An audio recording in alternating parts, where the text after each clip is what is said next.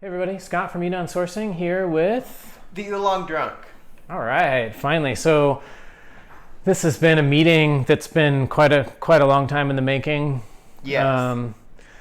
You're up in the Dallas-Fort Worth area. Correct. And we're down here in San Marcos today, and Texas is big. That's what I think people forget. It's like, we're in the same state. It's like, well, that could mean we were 12 hours apart, but only 3.5, so...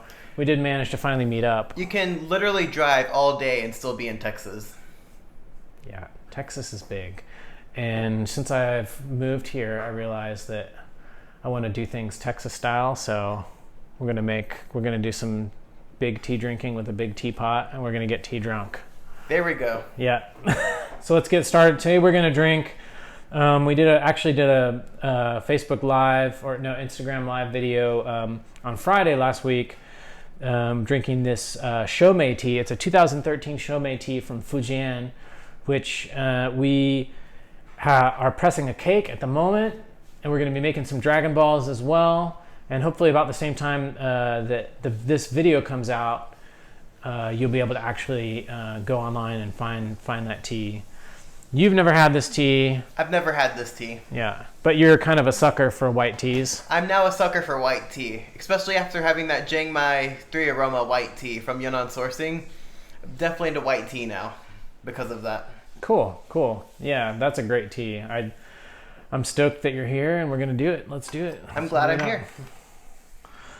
Yeah, and you got to meet Lucy. The Lucy. I got to meet the real Lucy. So did she meet or exceed your expectations for Lucy? She exceeded my expectations. She's such a sweet dog. She really is. She looks so fierce, but she's basically just a couch potato, especially today because it's raining, so. All right. Ooh. Yeah, nice tea soup here. Was this your cup? I think so. I think so. Okay. Yeah. I think this is Shaz. So Shaz not going to join us. So I got the cameraman. The cameraman can. Actually, I'll wash this, and we can drink. We'll drink the wash on this because I think it's interesting enough. I'll drink it. You're not like, ooh, I'm not drinking the wash. No. I drink the wash a lot. I typically don't drink the wash for ripe pour. But I'll drink the wash for pretty much everything else. But watch out, it's pretty hot. So we'll get to the tea, and then you're going to ask me a few questions. I don't know what questions you're going to ask me, but try not to embarrass me too bad. I won't embarrass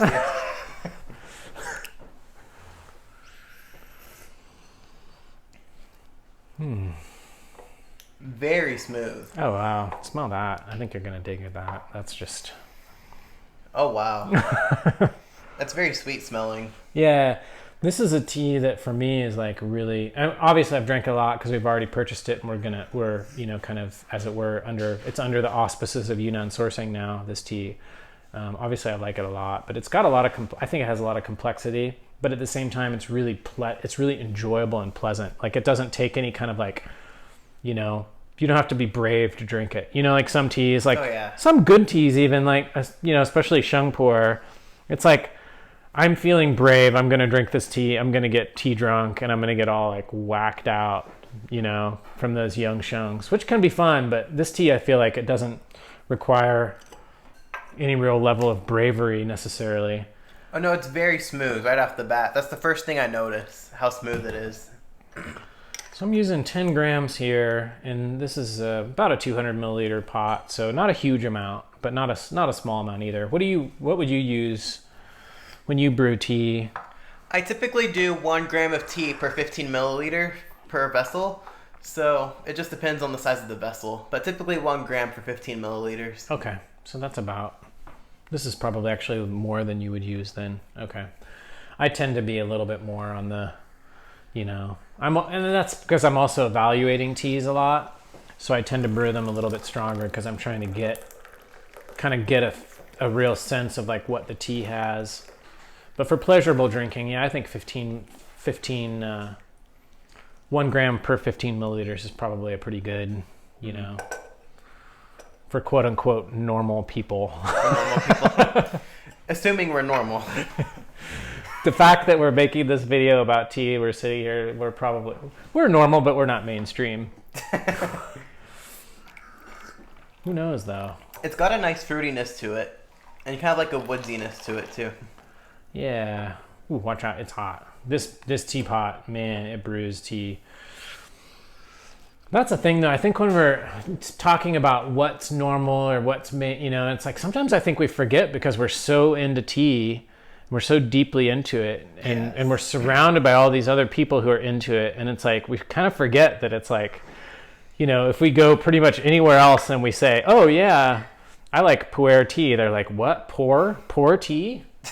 You know, I've had people say that to me all the time. It's like you kind of, like, I very rarely meet people just like on the street or somebody, if I take my dog for a walk and I'm talking to somebody and they ask me what I do and I'm like, tell them what I do, and they're like, they have no idea what I'm talking about. Same here. Yeah, it's interesting but that's I think the real joy of the internet is that that's the good part of the internet is that you can find all these people who have this really similar interest and have this really great conversation with them, you know, and then if you're lucky, you get to meet someday. Like today. Yeah, cheers.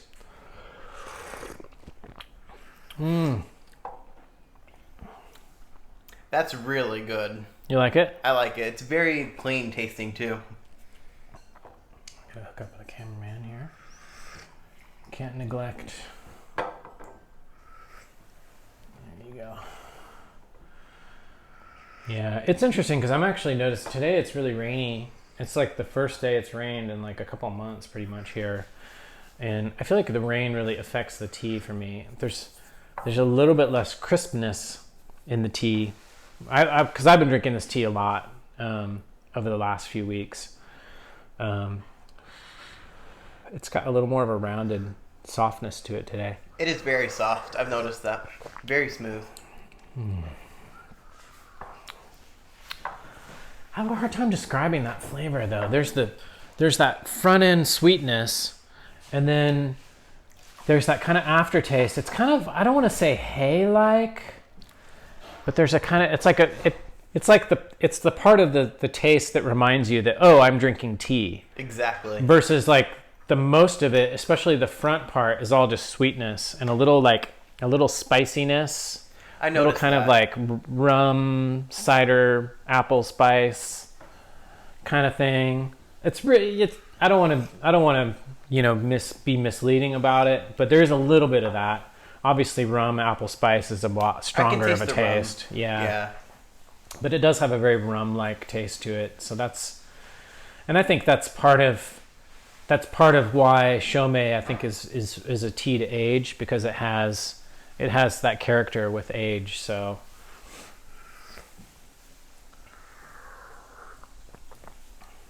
it's definitely getting more of that taste, the rum taste to it. Yeah. I'm gonna go for the next steep here. And this is a tea too. Well, I don't want to talk. I've drank the tea. I'm obviously much more familiar with the tea than you are. It's your first time drinking it. I've drank it a lot, so I don't want to talk too much. I'll let you describe it. It kind of reminds me of like a rum barrel almost, because there's like a little hint of woodsiness in it, but it tastes still really fresh tasting, really clean tasting. I don't know how much that makes sense. But. No, that makes total sense. And I think that this tea is really, it's actually gotten darker now. A lot darker. Yeah, this steep I think should be pretty killer. Sorry, that's my California-isms. You're from California? Killer. Yeah, well, originally, yeah. I was born in California. I lived in California until I was 6, and then I moved to Saudi Arabia. Yeah, I grew up in Saudi Arabia, and then when I was high school age, I moved back to California and finished and went to high school there, and college as well. But so I have some California-isms. It's weird because when you're on the West Coast, you don't notice. It's like when you know some of the California pronunciations or some of the California words. Of course, it's also generational too. You know, Sure. Growing up in like the '80s, like killer. and all this all this kind of stuff. But now I'm in Texas, so I have to say y'all. It's weird though, because I picked up the y'all thing like really fast. And it feels we talk natural. About distance and time, not miles. Okay, that's interesting. I never thought about that. Yeah. So when people describe it, they don't think it's not 200 miles away, it's 3 hours or whatever. Exactly. Let's try this. I don't want to burn myself. We're early in the session here. If I burn myself, it's going to be a hard... I don't think you've noticed yet, but like I can typically drink tea straight, boiling almost. Like the heat doesn't affect me that much. Oh yeah. Yeah, I'm a little bit... It's not so much that the heat affects me as more than I worry about, and maybe we should talk about this, which is the whole, not to scare anybody, but hot beverages have been associated with esophageal cancer. So yeah, not to scare you, but you definitely want to be thinking about that, especially when it hits the throat. If you're gulping it down, I think it's one thing when it hits the mouth. The mouth is much more robust with hot liquids. Oh yeah. But definitely when you're swallowing, by the time you're getting the tea down, you definitely don't want it to be too hot. Because, yeah, anyways, it's one of those things. It's one of the very few dangers of tea drinking. The real dangers, not just like the danger of like, this tea sucked. That's not a real danger. So what do you think of this steep? The last one was really thick. Yeah. Look at that. It's like... Wow. Almost full. So that's just kind of how I like to brew tea. I tend to use a lot and then keep the steeps shorter in the beginning. It smells very like hay-like very grassy, hayish. If that makes sense. Yeah. That's what I get on. That's what I was kind of describing. So you first drink it, you get the sweet, you get the rum, you get the spice. It's very viscous. Mm-hmm. And then you get that like a little bit of like almost that hay vegetal quality there, which kind of, that's the part that's like, oh, this is actually tea. Because if it didn't have that part, you'd be like, hey, is this actually tea, or did you put sugar in this? Right? It has that quality, which I really like. To me, it's like a lot of interest. What makes teas interesting and complex is having those multiple kind of like polarities. So it's like you're kind of like your mouth's experiencing this, but then it's also experiencing this, and then it's experiencing this, and then after you've drank it, something else is happening. Exactly. And that's what I think is kind of like the hallmark of a good tea. Where was this tea stored again? This tea was stored in Kunming. So we have a Fujian friend who deals in all kinds of different teas. They deal in flower teas, and they deal in tie guan yin, and they deal in black teas from Fujian. And so we asked him, I was like, I've been hearing a lot about Shou Mei, and I've had Shou Mei here and there before. And I asked them, I'm like, do you have any Shou Mei? Like, oh yeah, we have some. And they sent us some 2013, 2015, and 2017. And so we drank them all side by side. And the 2013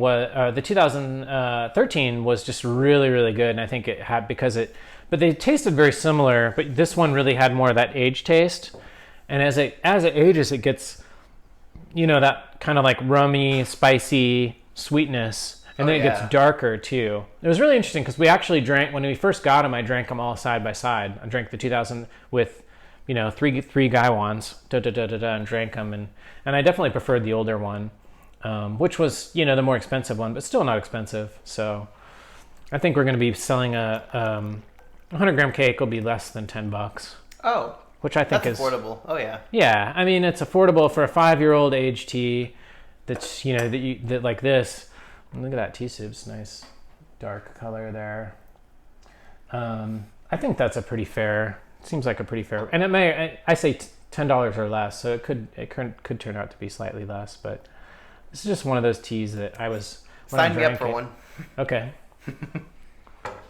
I'll put you down for one. Yeah, so we'll press 100 kilos. So we'll have 1,000 little mini cakes total. So it's a decent amount. Well, then sign me up for 2 then. Yeah. Not a huge amount, but they'll, it's always hard to know how well teas are going to sell. And that's, when I tend to err on the side of, if I can, obviously with some teas I can't produce 100 kilos of, but I tend to err on the side of producing more just because it's like, well, you've got everybody drinking it and everybody loving it, and then by the time that happens, and then suddenly it's like it's a year out or 2 years out and it's just gone. Like, I don't know if you remember that Green Miracle. Yes, that was a tea that was very good. I think we only pressed 150 kilos of it, but I mean, it sold out in 2 years, which I never got to try it. Oh, really? I missed out on that one. I'll give you a sample. We have some here. You can take it home and try it. It's really good. It deserved its popularity. Hopefully this tea will be too. But the great thing about white tea is that you can age it. So if you don't sell a lot of it quickly, like the older it gets, the different it'll taste. But Exactly. For the good. Exactly. And I think that this tea, I'm glad that it was aged as a loose leaf tea. Up until now, I think that if it had been pressed back in that time, it would have aged, but it wouldn't have aged like it has.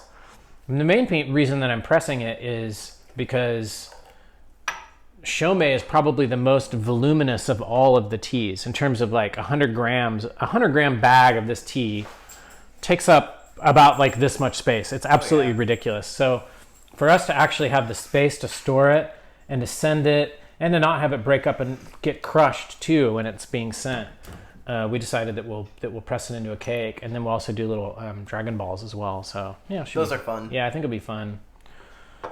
It's gotten a lot smoother. Yeah. It's really mellow, but really good, really strong. It just has a nice mouthfeel, just that viscous kind of like lubricating. It's like the opposite of drying, which I really like. It's just one of these really comfortable, pleasurable teas. Comfortable and pleasurable, but not boring. That's always like my thing. No, it's like if the tea is comfortable and pleasurable, that's good, but it could also mean that it's boring. But this is not boring. So it feels like it's multi-layered. Like there's more than one aspect to this tea. Yeah, for sure.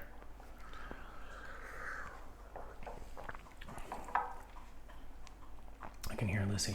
She's trimming her toenails. No. Yeah, that's one of the things that she does. The Lucy, yes. Yeah. I was starstruck meeting her. Yeah. Did you feel like you wanted to cry? Was it like a huge was it a huge release? Like, finally. No, I'm kidding. Little. Like those pictures of people.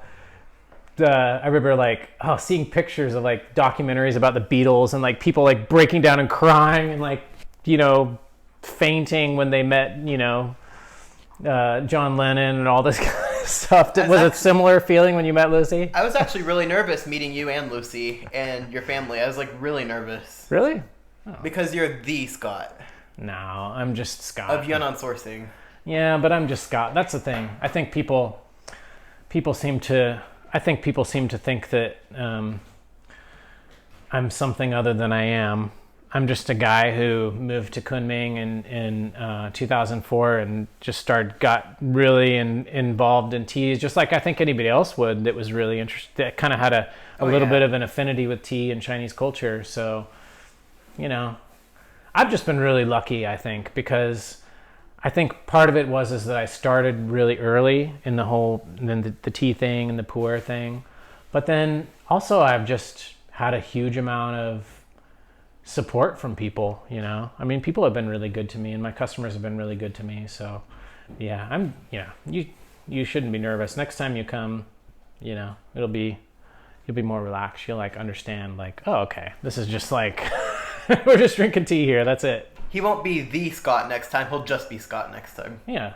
I'm more comfortable with that. I don't want to be, I'm just, Lucy, however, if you want to put her on a pedestal, she probably wouldn't mind too much.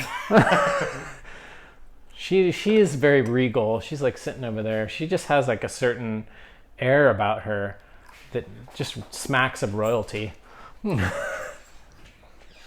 Lucy, come here.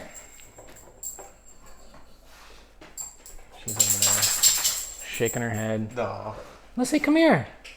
Come drink tea with us. Come here. Come on. Come here. Come here. Come on. Come here. Now, she has a mind of her own. That's the thing. That's why I say if she has the kind of royalty, like put me on a pedestal worship me kind of energy, you know. She's very intelligent for a dog. Yeah. What do you mean for a dog? Dogs are intelligent. Not as intelligent you mean as cats. Yeah. Oh. No. I'm kidding. Oh. Okay. Don't take me seriously. I think this tea's gone to my head a little bit. Yeah, I was going to say, I think you're living up to your day of your tea drunk. Oolong drunk. But on white tea, not on oolong. Yeah, white tea drunk.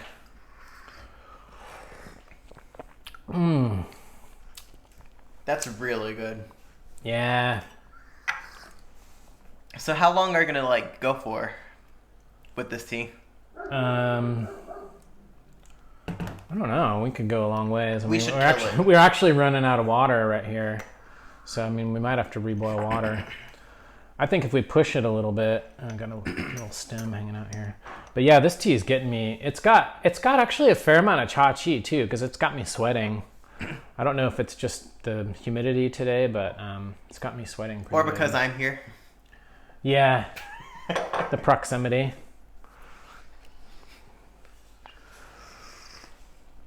Oh yeah.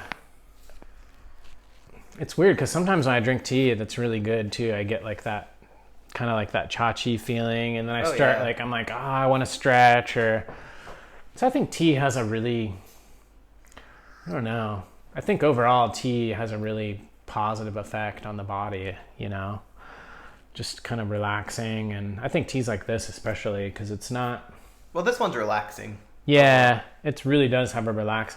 It almost has a, you know what it reminds me of now that I'm thinking of it? It kind of reminds me of those GABA oolongs. It does. Like those kind of like medium roast GABA oolongs. Like, well, I don't want to plug Taiwan. Actually, I do want to plug Taiwan Sourcing. That we sell on Taiwan Sourcing. That has that kind of almost like a little bit of like a sweet potato sweetness to it. Which this has as well. This has another dimension to it. But it almost has a GABA-like feeling to it. If it was GABA, it would be like extra relaxing. But I think doesn't all tea have at least some GABA in it? Doesn't it? I think so. Maybe I'm wrong about that. But I think GABA oolongs they boost the GABA content. You'll have to put a caption at the bottom of the video saying. Yeah, we're not making any health claims, etc., etc., etc. Do your own research. I feel like I'm watching one of those Bitcoin investing videos. Although it is proven tea will make you happy if you drink it. Well, it's making me happy. Well, it's making me happy. So does Yunnan Sourcing carry many aged white teas? We don't. If you call this aged. Yeah, I would call it aged. I mean, it's 5 years old. It's not, I mean, the whole aged term is kind of like, well, it's kind of your opinion about what's aged. I mean, I call aged puer typically is 10 years or more. But then a lot of people would be like, well, couldn't being aged puer 10 years old isn't really aged puer. And I'm like, well, okay, that's fine. If you know, but obviously for practical purposes, we kind of have to, you're running a website, you have to decide like, okay, this is going to be in the age section. What is it? It's 10 years. Yeah, this is aged. And because it's aged, because it definitely doesn't taste like it would new. So in that sense, yeah, we don't have a lot of aged white teas. It's been, I think part of it is the white teas that we have sold tend to sell out rather quickly. Oh yeah. And then like the sun-dried or the more like white teas that are more appropriate, for aging. Like some of the Yue Guangbai, we've pressed some Yue Guangbai cakes and things like that. And those tend to sell out. We've pressed some silver needle, sun-dried silver needle cakes as well that are good. From your site. Yeah. And they tend to sell out, so I don't tend to have them around. We used to have a cake, a 2007 Gaiwan sun-dried white needle cake that we sold. And I think it sold out a couple of years ago. So that one at the time, and unfortunately I don't have that. I don't even have a sample of it. I probably do somewhere in China, but not here. It would be interesting to taste that and see how it's aged. But another steep here. I'm actually going to reboil this remaining 500 milliliters, which should be enough for a couple more brewings. But that's a good idea. But silver retains heat really well, though. It really does. It really does, and it distributes the heat really well into the tea. Thank you. I'm obviously a big fan of Silver, and we just got this. I don't know if I showed you this, but we were showing this in the this is a Jingdezhen Tianmu glazed Gaiwan that's just beautiful. It's really pretty in person. And it's pure silver on the inner part. And it brews tea wonderfully. Very hot, though. Very, very hot. And again, that's the silver. But, you know, for teas that like heat, like oolongs and pu'ers, fu cha, even some black teas, I think silver is really great. So this Gaiwan is... We posted it yesterday on Yunnan Sourcing, our Facebook page, and then on the Yunnan Sourcing fans page as well, and people were just going gaga over it. Well, I can see why. Yeah, it's really pretty. Yeah. This tea is really pretty. Yeah, I like the tea soup. That's, I think, one of the reasons it makes us think, or both of us think of rum too, perhaps too, is the color as well. But there's definitely a rummy kind of taste to it, like a barrel-aged, you know, rum. Not that I'm experienced in drinking rum.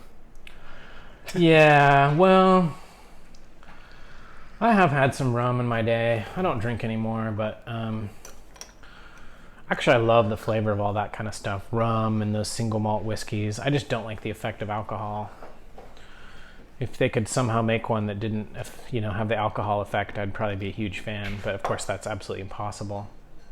小雅，要不要给 Lucy 进来？ Lucy 抓门了。 Lucy's clawing at the door to get in. She has a dog door, but she refuses to use it because that would mean walking all the way around the house, especially on a rainy day. That's why I'm saying she's kind of like very regal and, Lucy, come here. She's like, nope. She's like, you don't control me. Did you have any questions? So what was it like? Wanted to ask? So you were originally an eBay seller, right? Mm-hmm. Yeah. So what was it like making the transition from eBay to having your own site? It was hard, you know. eBay, as big of a pain in the ass as eBay was, it was a solution. You know, it was kind of like what we call now hosted solutions, because you could just upload your pictures and you could put your product description in there.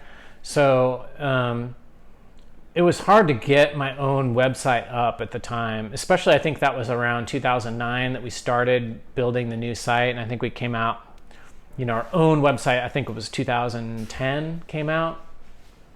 So I had a friend that was an IT guy, and he helped me set up the hosting on Amazon Cloud and all the back end stuff, and it was on PrestaShop, and it was not the most user-friendly site for us to set up and to manage, but we managed to do it.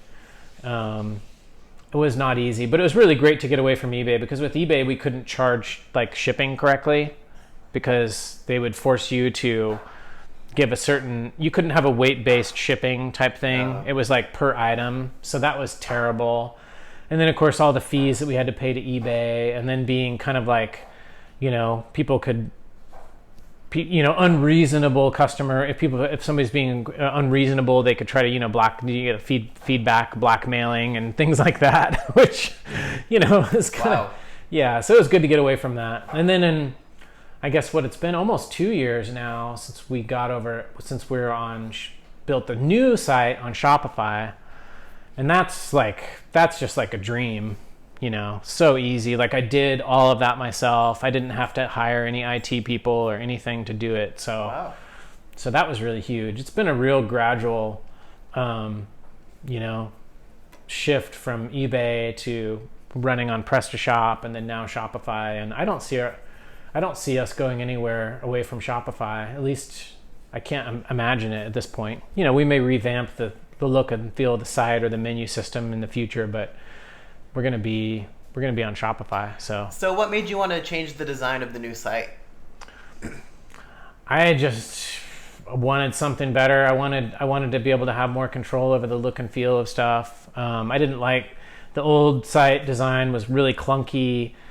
You know, you had to keep it still has that menu system on that one side, but you have collections and other stuff, on the main part. Then it's just much easier to find stuff, and it's much easier to organize stuff, and you can easily put products in multiple, collections and things like that, versus the old site, which was just anytime you wanted to try to move products into a new, category or new site, it was just a huge amount of work. So yeah, I think it's a better site overall. It's not perfect.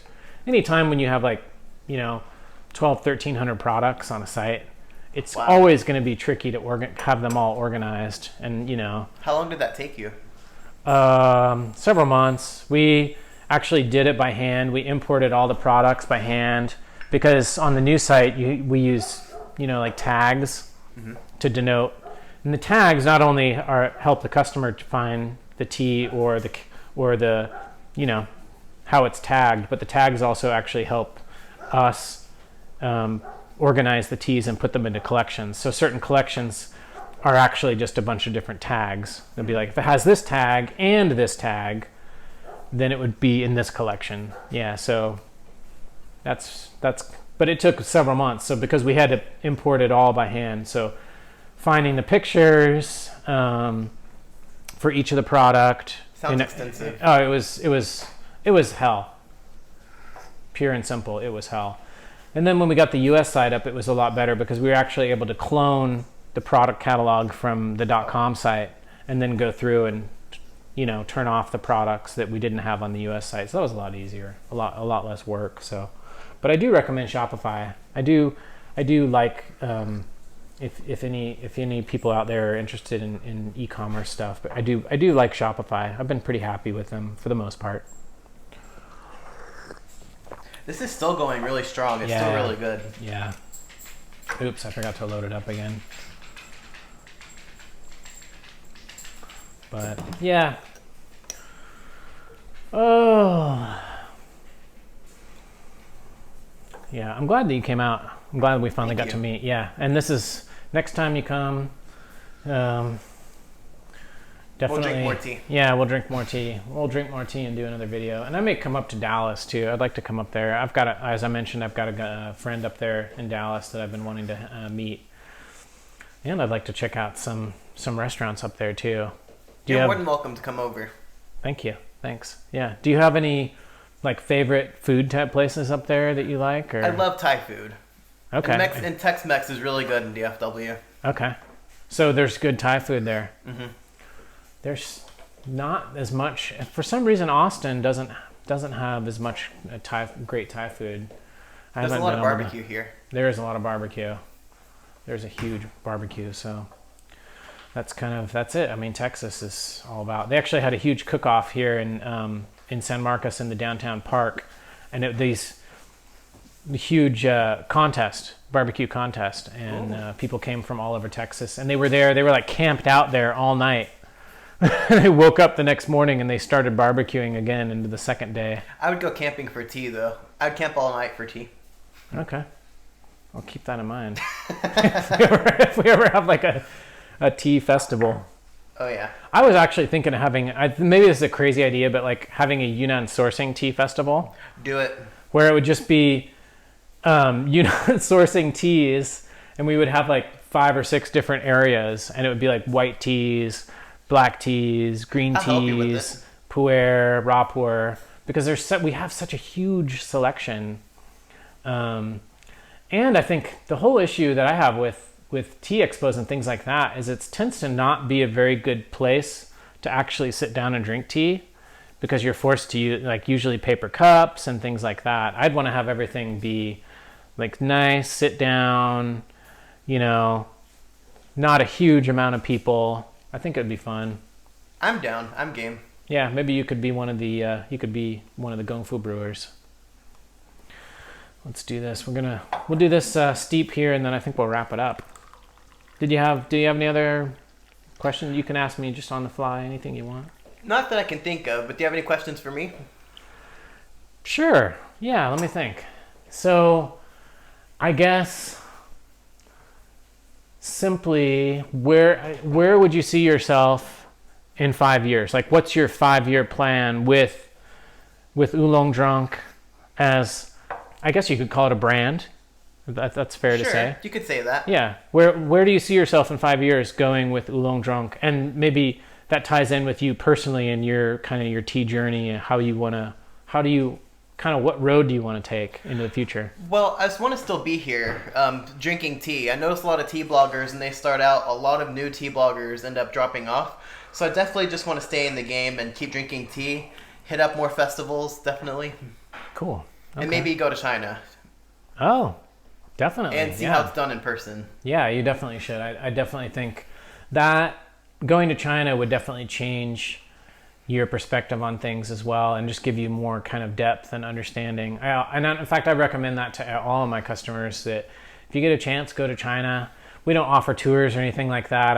I don't really have time, but I can always recommend people, kind of like places, kind of areas to visit and things like that. So if you do go, let me know, and I'll definitely give you kind of areas that you should visit if you're interested in Yunnan tea in particular. But yeah, well, I'm glad you came out, and I hope that you'll keep blogging and you'll keep going, because I think that's, like you said, being able to have that stamina to be able to just keep going and just, be consistent. It's hard. I mean, I've struggled with that just doing the YouTube videos and like really having a consistent output. For years I didn't. So yeah, wish you the best of luck, and thanks for coming out. Appreciate it. We'll definitely be back. Yeah, thanks.